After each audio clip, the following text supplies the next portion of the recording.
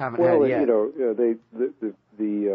As I say, the infrastructure is in place, and the question is what to do about it. And I get asked that question all the time, and I don't have an answer to it.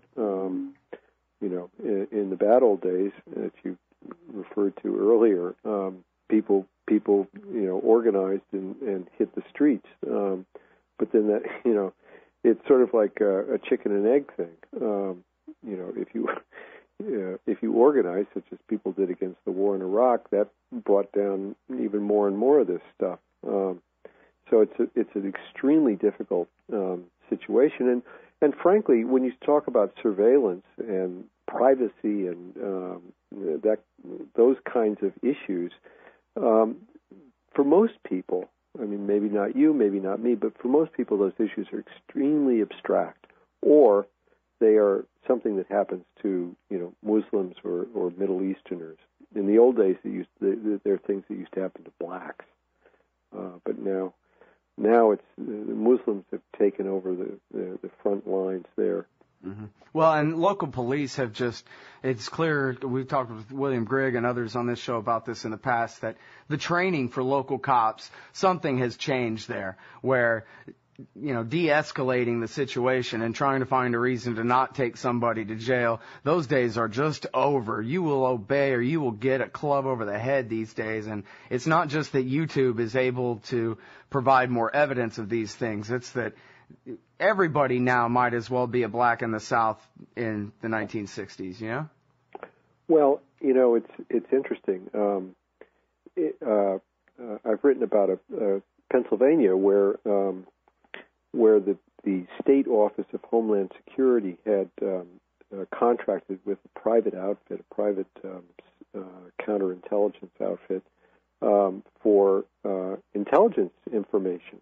This group, the Institute of Terrorism Response and Research, was providing the state of Pennsylvania with information on every conceivable kind of political group. From opponents of natural gas drilling to gay groups, anti-war groups, even some groups associated with the governor, and then all this information was coming into the state. The state was then distributing the information to local police agencies and to corporate entities, probably energy companies. We still have not got a list of all the receivers of this information, but most importantly, really, I think to local police.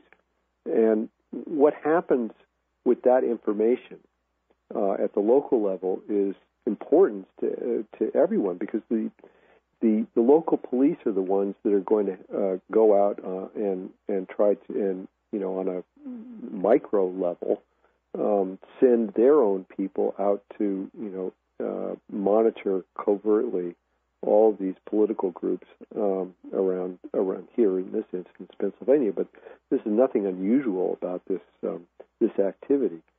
So, you have all of the efforts of the federal government, which amounts to about $75 billion of counterintelligence activity per year now.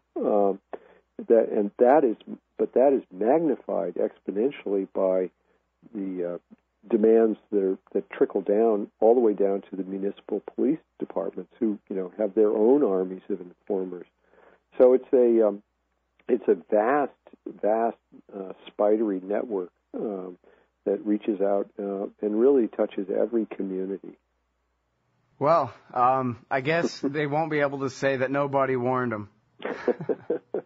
Thanks very much. I really appreciate your time on the show today, Stephan. Well, thanks a lot, Scott. I always like coming on.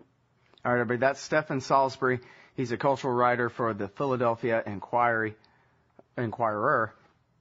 His most recent book is Mohamed's Ghost, an American story of love and fear in the Homeland. His newest one at Tom Dispatch is called Keeping an Eye on Everyone: Surveillance, America's Pastime.